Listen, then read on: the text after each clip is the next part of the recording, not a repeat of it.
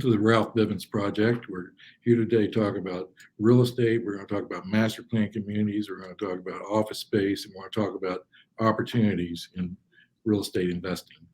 We're lucky to have Paul Layne, Layne Property Partners, a newly launched firm based here in Houston. Pretty exciting story to tell. Paul's been around Houston and Texas real estate for a long time, and with nationally head of a big national company, Howard Hughes Corporation, which of course controls the Woodlands, and Summerlin, a 22,000 acre project 8 miles off the Las Vegas Strip, and here in Texas, the number one selling Texas community, I believe, is Bridgeland, kind of in the northwest side of Houston. So he's got a lot of experience in master plan communities and with everything that goes in there, the commercial, the office, etc. And of course, he's just launched Layne Property Partners, and we know he's going to make an impact with that. It's going to be primarily focused with a geographic focus in Texas at the beginning here. We'll see where it goes from there. But since there are hundreds of thousands of people that live in the master plan communities where you developed and were ahead of and shaped and led, let's start there. Let's talk a little bit about the master plan community business, which seems to be really good right now. Sure. I mean, it's phenomenal to see the demand that has been driven by COVID. And when the pandemic started, a year and a half ago or so, it really pushed home buyers to move out of apartments and out of smaller properties. They wanted more space because they realized that, they're living and working and, 24/7 from their homes. And there were things about their properties that they were in that, whatever, that they didn't like. So they would go to properties like Bridgeland or the Woodlands or any of the MPCs, and interest rates were at historic lows. So they were able to buy a property not that much more, as far as a monthly payment than their apartment rent. So that was a real demand generator that worked well. And it's not just Houston, and it's all over the country. And the same phenomenon has worked for second homes or third homes, which I find amazing. When you look at the high end second home, third home market around the country, whether it's Aspen or, Palm Beach or, we have a home in the Florida Panhandle, a place called Alice Beach. And it's just amazing how prices have increased so dramatically in the last year and a half because of the demand. And so we're seeing that all over the country, and the master plan communities like Bridgeland cannot fulfill the home sales quick enough, from what I understand. I mean, there's just too many buyers, and they can't push, the lots to get completed fast enough, and the homes completed fast enough. So that has generated, from what I see, a number of new developers buying small parcels, and small meaning, whether it's 50 acres or 200 acres. Compared to the Woodlands, just about everything is small. Yeah, I mean, it's not 28,000 acres. So, but those properties are being bought. They're putting their, streets and infrastructure in, and then selling lots to home builders, and home builders are building. And so it's created a tremendous number of new homes in the suburbs. And as a complete aside, it'll be interesting to see a year from now or 2 years from now if these home buyers, when they get their HOA bills or property tax bills, if they, you know, believe that they did the right thing. So, uh, Coming out of an apartment, all of a sudden you've got property tax, you've got the HOA fees. Um, Even though it looks good compared to rent, there's a bump on that end of it. there's absolutely, yeah.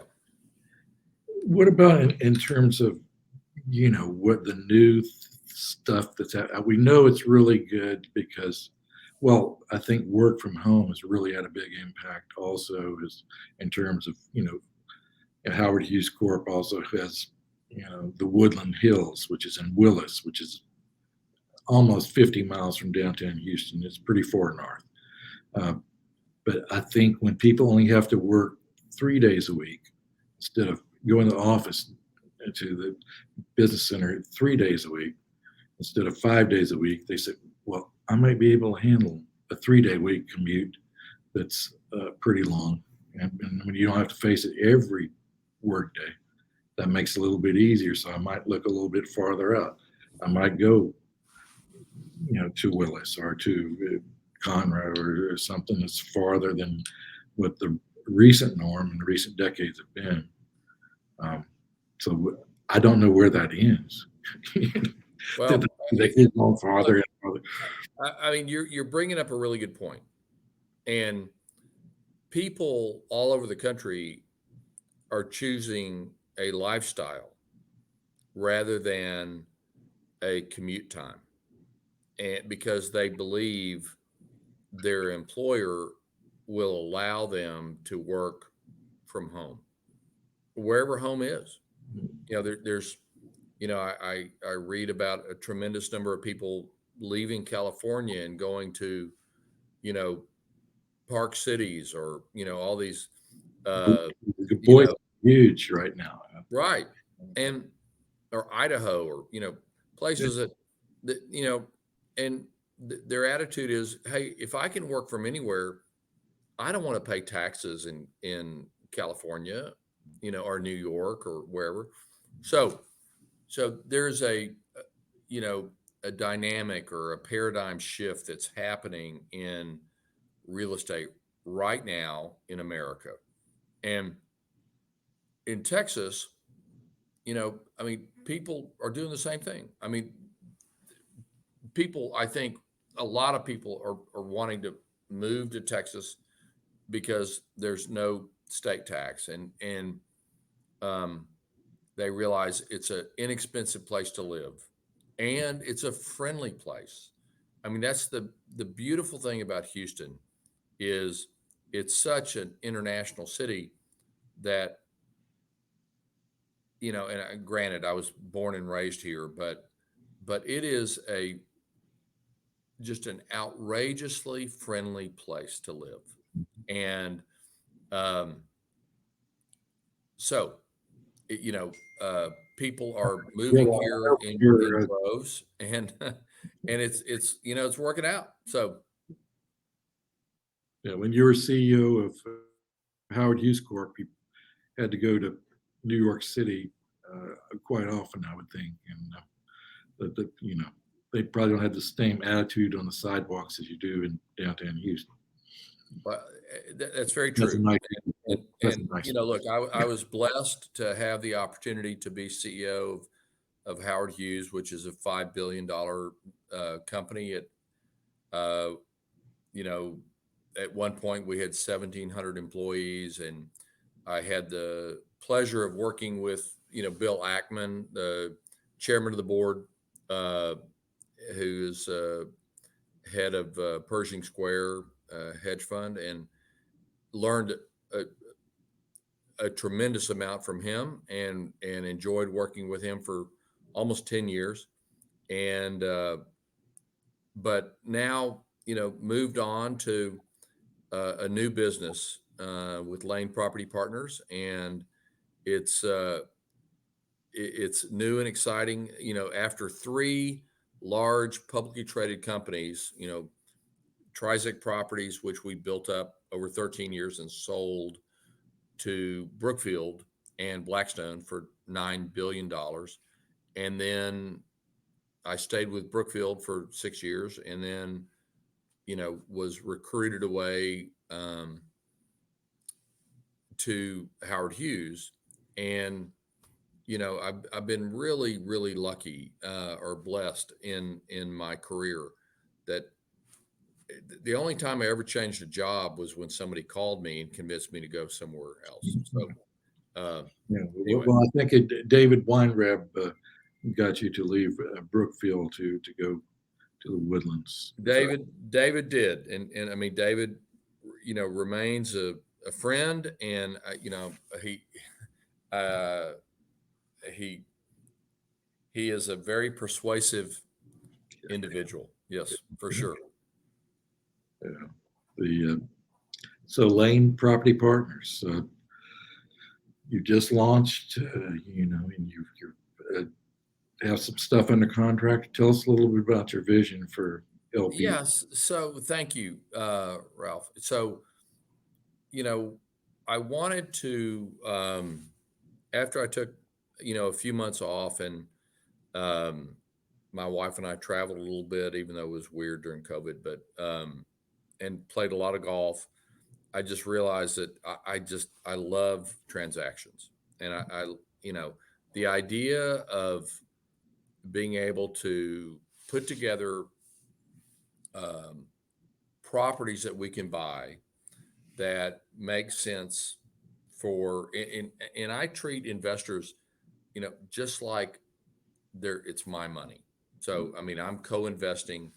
And so uh, we are drilling down on submarkets in right now in Houston, and focused on the Heights and Oak Forest, because I see tremendous growth there, and I see a real demand from tenants, apartment tenants, um, both from millennial age, my kids' age, and people my age.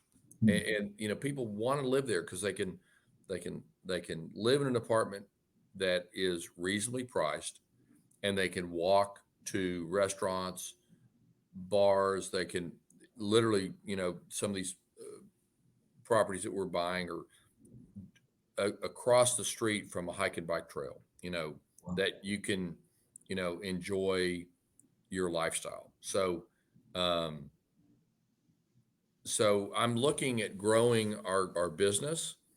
Um, and, we're going to start with multifamily. Um, I have a 40-year experience in office in 15 different cities around the country. Um, Office is confusing right now with Okay. COVID, and right. And we've talked about that.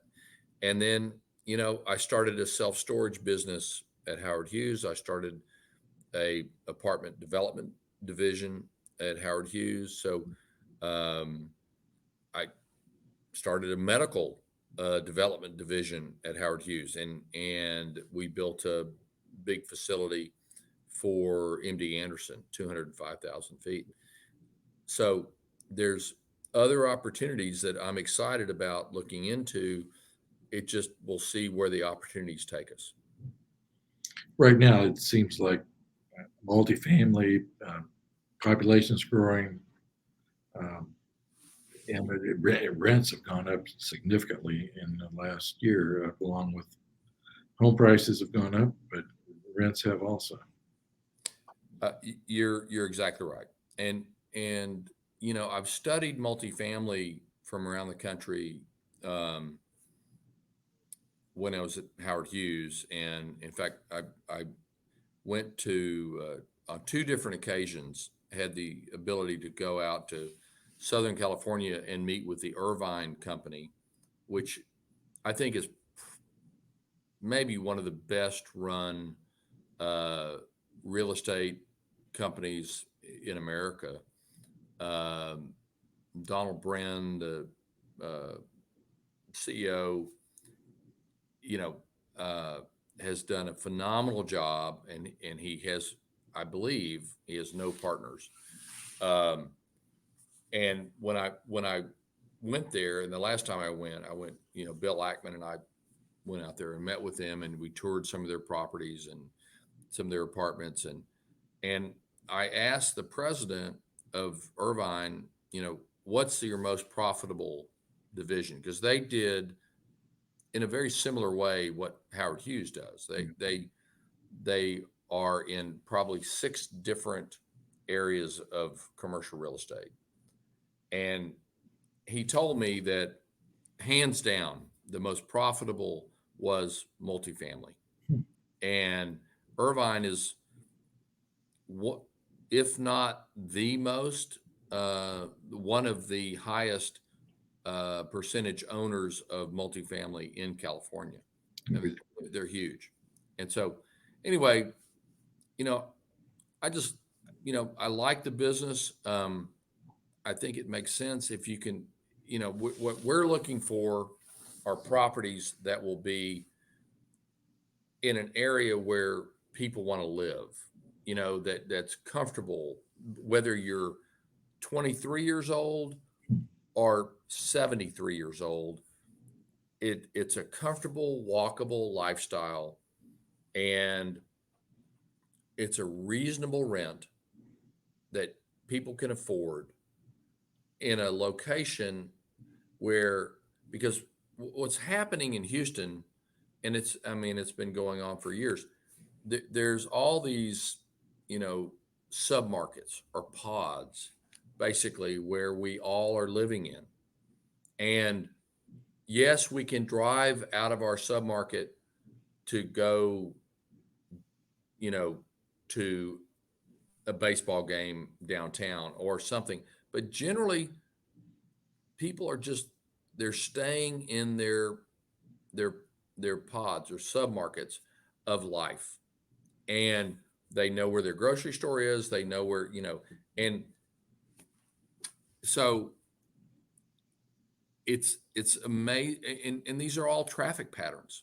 People don't want to get on the freeway and have to sit for 20 or 30 minutes trying to get somewhere.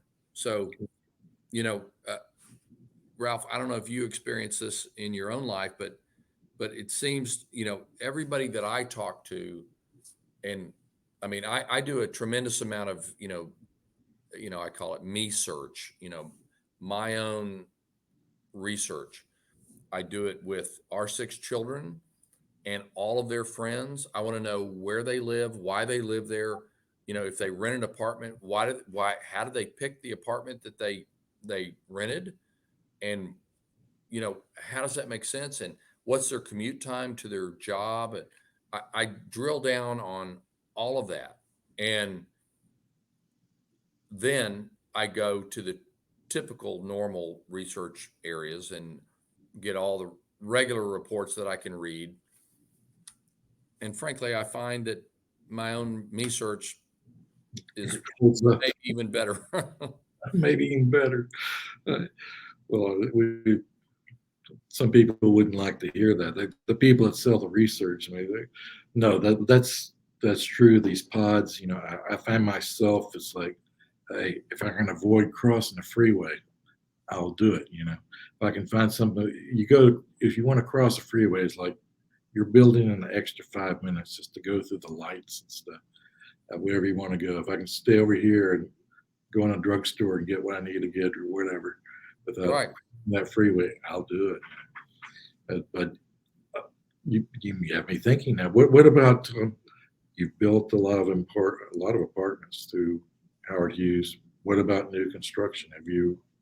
Does that fit in with part of your plan? Thank you for asking. I think it will in the future, but for now, um, you know, it seems to make sense. I think there's opportunities to buy existing properties, and I have I have a lot of contacts through 40 plus years of doing this business, and if I can find someone where it's a good fit to buy, off market, substantially below replacement value, I I would probably rather do that than build ground up. I love new construction, and I'm sure I'll do it in the future.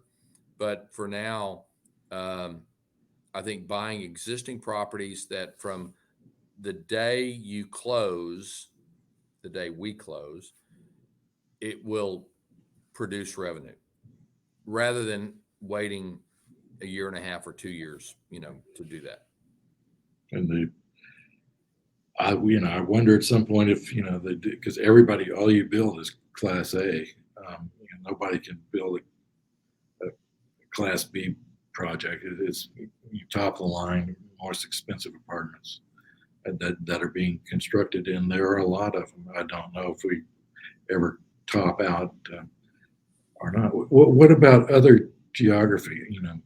You're here in Houston. You grew up in Houston, and I don't think I mentioned in the intro. Star Bel Air High School, played Okay. baseball for Knobloch, the great coach. And Bel Air High School is the number one baseball high school in the state. They won championship many times. But but you do have a lot of history, a lot of context here. What about what other markets might be on your interest screen there? Well, I spent a lot of time, probably 13 or 14 years working in Dallas. And when I was at Trizec, and then we sold the properties with Brookfield.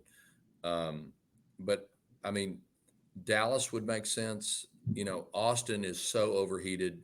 It's everyone's darling right now, and the prices have gone to the moon. I think San Antonio is one that is a kind of a underserved market, um, and it'll be interesting to see how San Antonio is able to grow.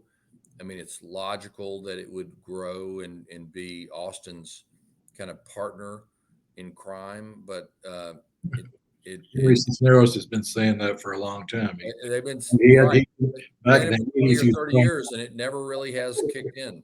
So, now we do uh, have the Texas Triangle that Cisneros has talked about and written, but he's been promoting that. They got AMD in San Antonio, Advanced Micro Devices in San yeah, Antonio, and they've been trying to pull pull the tech growth down there for a long time, and with but limited success, I guess.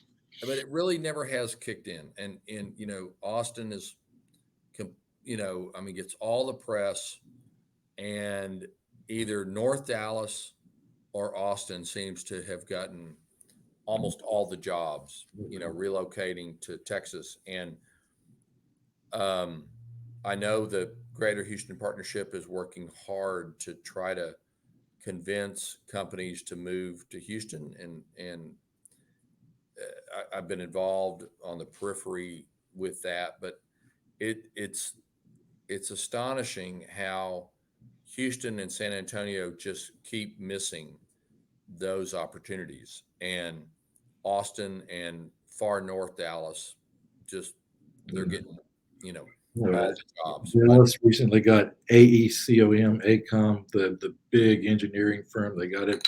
Corporate headquarters moved from Los Angeles to Dallas just last week. Big, it's number three there with the engineering firm in the nation. yeah, no, it's huge. And But they get there's to an it all the interesting time. point. It's like every week, every month, you see Dallas. Hey, we got a Right. new 1 million square foot corporate campus, and big. How do they do it? Well, it was interesting when, just as a side note, when I announced when I was CEO at Howard Hughes, and I announced we're going to move the Howard Hughes headquarters from Dallas to the Woodlands, we were really lucky to get about 50% of the employees to come with us, because typically, the recruiters tell me that if you get 25%, you're doing a good job. But we got 50% to stay with the company and move. But all the folks, or almost all the folks that were single, they chose to live literally in the Heights instead of the Woodlands. Anybody that was married or they had children, the Woodlands was absolutely the best place in the world, with great schools, great quality of life. But for singles, they wanted a more, or in their mind, a more vibrant lifestyle that they did not perceive the Woodlands had. I'm not saying it does or doesn't. The Woodlands is a phenomenal place to live and work, but all of them went to the Heights, and that's really the thing that kind of shocked me. And I started looking more at it. And one of our sons, our youngest son, lived in the Heights for a couple of years, and he would talk about how he could literally, from his house that he was living with two of his buddies, and he could walk a block to a main artery. And he said, literally within a minute, 2 minutes walk, he could be at 4 different restaurants or bars. And so, that's where this lifestyle component really fits in, and in your 20s, that's a big deal. yeah. And in places like Oak Forest, which is just outside the loop between Ella and TC Jester, it's changing dramatically, and so many young families are moving there and remodeling homes. I mean, West U has always been strong. The medical center area is very dynamic. I mean, there's a number of submarkets, and I get back to that term, submarket, that there's going to be multifamily growth because people want to live there. And people my age, I mean, there's a lot of them that are saying, you know what, I'm tired of paying property taxes, and they sell their house and they want to go rent an apartment to where they don't have a property tax bill, and they just feel like it's a great quality of life. And then maybe they have a second home in Galveston or wherever. So anyway, these are changing dynamics. Before we go, you brought up a topic about moving the headquarters of Howard Hughes Corporation, big company, from Dallas to Houston. It got me to thinking here about those relocations, and of course that also means office space. You've worked for a number of years leasing and representing some of the big, huge skyscrapers in downtown Houston with Trizec and also with Brookfield. And just and vacancy is really high right now. What's the ultimate end game for downtown? Well, it's a great question, and I think it was really interesting. So for the last 3 years, I was deeply involved, and frankly, 100% responsible for a building that we built in Chicago, in downtown Chicago, 110 North Wacker, that opened 8 months ago, about 80% leased. It's the tallest building that's been built in Chicago in 30 years. And 56 stories, is that correct? 55 56 stories. Boy, your numbers. Yeah. And the reason it leased up, it's for the exact same reason why Skanska has done well in the Bank of America building downtown Houston. It's why Hines continues to just do so phenomenally well in their new products, is because they're the new shiny product that people want. And the, you know, the tenants that believe that their clients want them to be in the newest shiny building, they're going to go there. And they can justify it by saying, well, okay, I'm going to cut 10% of my space because I'm going to design it more efficiently, or, you know, whatever. All that's, it's perfectly logical and it makes sense. But there's a challenge right now.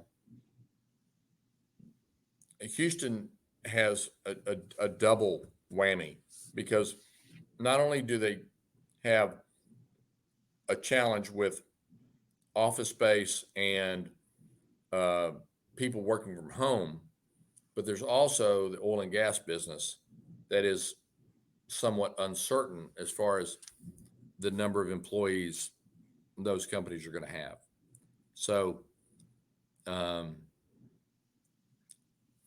it's only logical that with 28% vacancy, It's way up there. yeah, somewhere in there, that the tenants are now in control, and they're brokers, and the landlords have their back against the wall, and it's so tough because it's uncertain. When every time there's a renewal that comes up, it's uncertain about, what percentage of their space they're going to renew. So I think these are really fascinating times in Houston for, office space, office landlords. Having done that for 40 years, I think it's really fascinating. And I think as a city, we need to figure out how to build back a job growth generator, and to be able to fill these spaces again. It would have all been solved if we would have been able to get, the Amazon HQ2, which was huge amounts. But I think they wanted to give us 500,000 immediately, and then we're going to get up to 8 million square feet. That would have solved everything for the whole thing. But now we're sitting there with a lot of business, like the old, Exxon building there at 800 Bell vacant. Right. And it's been that way for 5 years, and you wonder the petroleum club was at the top of that building, and Shorenstein has it, and you wonder what is the fate of that building. I thought that, hey, let's give that building to Amazon. That was I sent an email to a decision maker and said, why not put Amazon headquarters in there? It's got the rail. It's got these vacant parking lots around there where we could build new space for Amazon. But of course, Jeff Bezos, who did go to River Oaks Elementary, and we couldn't even make the top 20.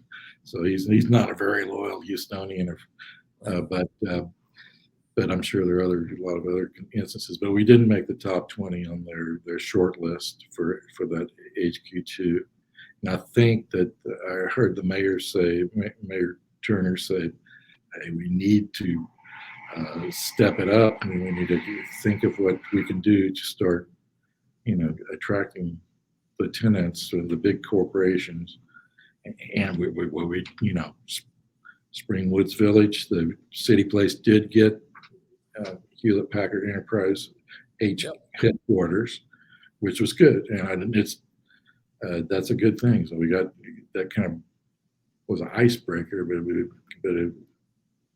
there needs to be a lot more of that. If those buildings are going to continue to be used for office buildings, we need to get some more office occupants. Maybe there's a solution of, hey, maybe they don't need to be office space anymore. Maybe we can transition those buildings to residences, hotels, something.